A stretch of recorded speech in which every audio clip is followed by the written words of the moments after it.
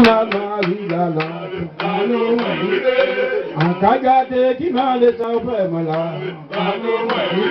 Sur la della c'est la mini bravo anima.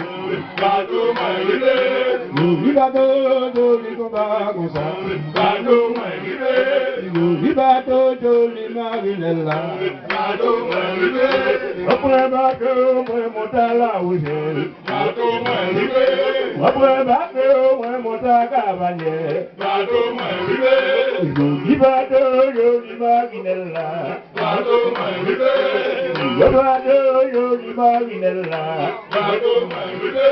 Vamos bonjour pour me louer là. Vamos bonjour pour me louer là.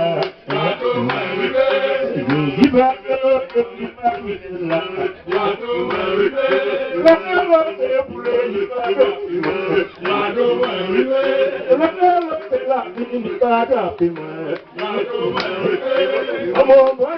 Pour jouer les doigts. Maman, puis jouer les doigts. Qui veut votre belle Marinella? Qui veut votre belle Marinella? Il vous dit pas de Yoli Congodina. Il vous dit pas de Yoli Congodina. Moi, va de mon tagabanier. On la terre, vous les dit pas d'appeler moi. On la terre, c'est la mine, dit pas d'appeler moi. Oliva de Yoli Congodina. C'est la mine, dit pas d'appeler moi. C'est la boule, dit pas marier moi. Puis bel bateau, bel monga, comme ça.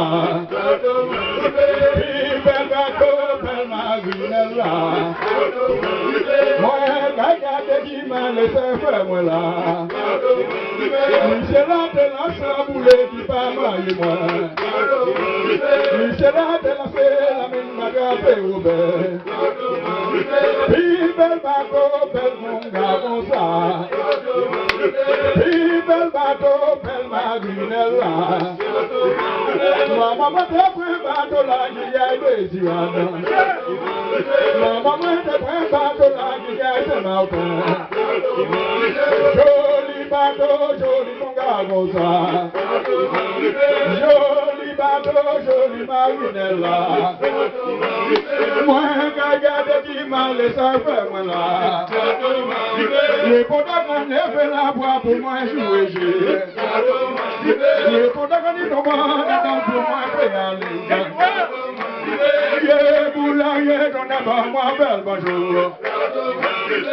Joli bateau, joli Congodina. Salva me mun ka profite yo. Salva me mun ki ka profite. Aji verbo bel Marinella. Aji verbo bel Marinella. Joli bateau, joli Congodina.